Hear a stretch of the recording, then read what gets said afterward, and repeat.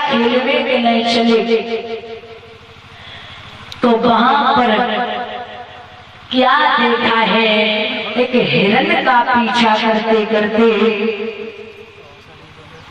राजा आगे निकल गए। और जब आगे निकले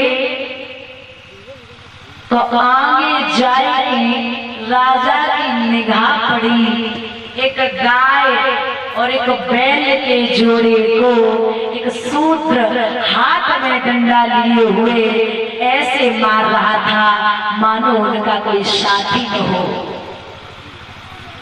सौनकादिक ऋषि बोले, महाराज ये गाय कौन थी और ये बैल कौन था जो इन दोनों को मार रहा था, वो कौन था? जवाब दिया, ये गाय पृथ्वी मैया थी। गाय पृथ्वी मैया थी और जो बैल था वो धर्म था। महाराज धर्म के 4 चरण होते, सत्य, तप, दया और दान। लेकिन वो बैल एक ही पैर से भाग रहा था। बोले 3 पैर कहाँ गए?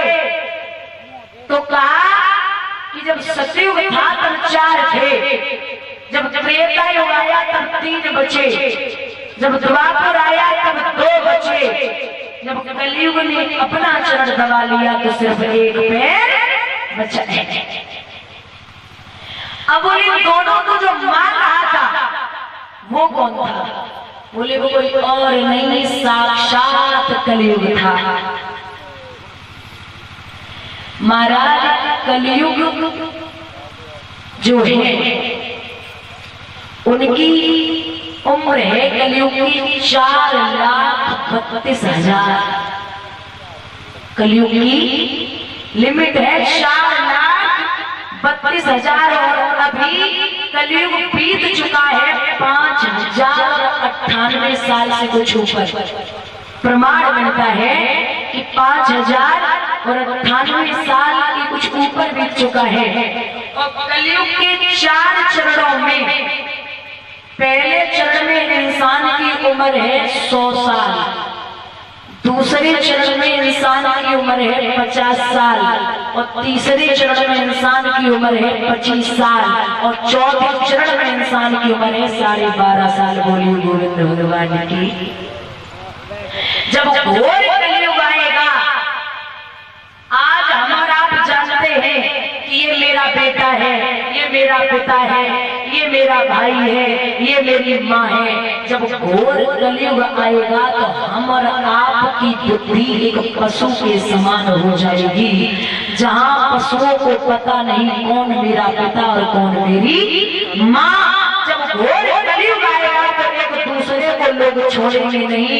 कहते हैं कि 9 साल का बच्चा भी दादा और नाना कहेगा। बोलिए गोविंद भगवान की। घोर कलयुग में इंसान इतना छोटा होगा कि चने के पेड़ के नीचे भी बैठ सकता है। कलयुग जब आएगा तो लोग न बहन को देखेंगे और न भाई को देखेंगे, न माँ को देखेंगे और न ही पिता को देखेंगे। श्री सूत जी कहते हैं कि कलयुग सामने खड़ा तो गाय